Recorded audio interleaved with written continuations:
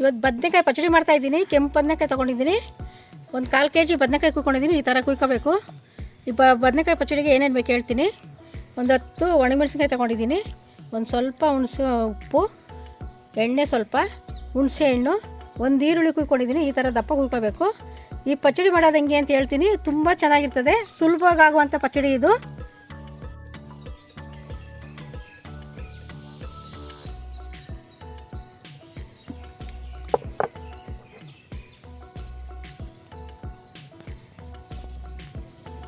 ಸ್ವಲ್ಪ ಎಣ್ಣೆ ಹಾಕ್ತಾಯಿದ್ದೀನಿ ಮೆಣಸಿನ್ಕಾಯಿ ಹುರ್ಕೊಳ್ಳೋಕ್ಕೆ.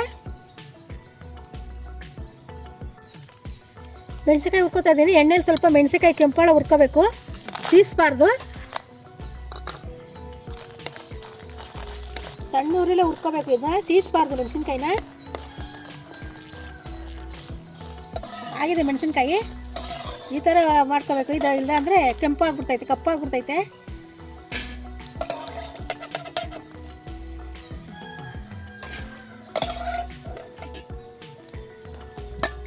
ಬದನೆಕಾಯಿ ಸ್ವಲ್ಪ ಬಾಡಿಸ್ಕೋಬೇಕು. ಅದೇ ಎಣ್ಣೆಗೆ ಬದನೆಕಾಯಿ ಹಾಕ್ತಾಯಿದ್ದೀನಿ.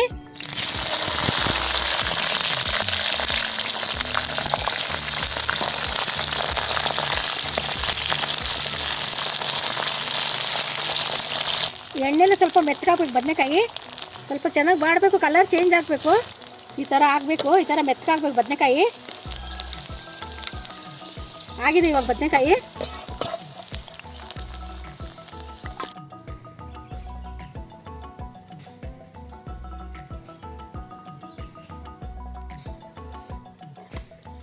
ಮೆಣಸಿನ್ಕಾಯಿ ಹುರ್ಕೊಂಡು ಕುಟ್ಕೊಂಡಿದ್ದೀನಿ. ಈ ಥರ ದಪ್ಪ ಕುಟ್ಕೋಬೇಕು. ಮೆಣಸಿನ್ಕಾಯಿನ ಕುಟ್ಕೊಂಡಿರೋದು ಪುಡಿ ಮಾಡ್ಕೊಂಡಿದ್ದೀನಿ.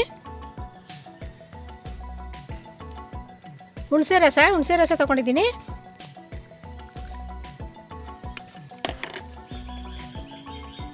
ಸ್ವಲ್ಪ ಉಪ್ಪು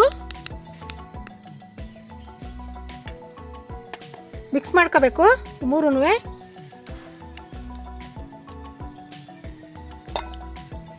ಹುರ್ಕೊಂಡಿರುವಂಥ ಬದನೆಕಾಯಿ, ಎಣ್ಣೆಲಿ ಹುರ್ಕೊಂಡಿದ್ದೀನಿ ಬದನೆಕಾಯಿನ.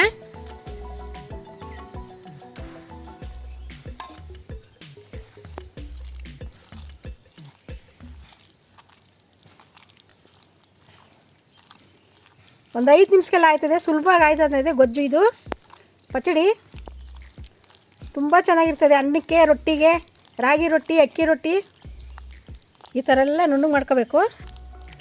ಈರುಳ್ಳಿ ಹಾಕೋತಾ ಇದ್ದೀನಿ. ಒಂದು ಈರುಳ್ಳಿ ಕುಯ್ಕೊಂಡಿದ್ದೀನಿ, ಈರುಳ್ಳಿ ಹಾಕೋತಾ ಇದ್ದೀನಿ.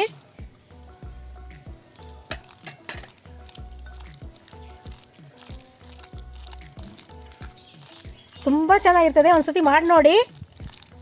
ರೊಟ್ಟಿಗೆ, ಅನ್ನಕ್ಕಂತೂ ತುಂಬ ಚೆನ್ನಾಗಿರ್ತದೆ. ತುಪ್ಪ ಹಾಕ್ಕೊಂಡು ಅನ್ನ ತಿಂದು ನೋಡಿ. ಈ ಥರ ಮಾಡಿಕೊಂಡ್ರೆ ಸುಲಭವಾಗಿರ್ತದೆ, ತುಂಬ ಚೆನ್ನಾಗಿರ್ತದೆ. ಬದನೆಕಾಯಿ ಪಚಡಿ ರೆಡಿ ಆಯಿತು. ಈ ವಿಡಿಯೋ ನಿಮ್ಗೆ ಇಷ್ಟ ಆದರೆ ದಯವಿಟ್ಟು ಲೈಕ್ ಮಾಡಿ.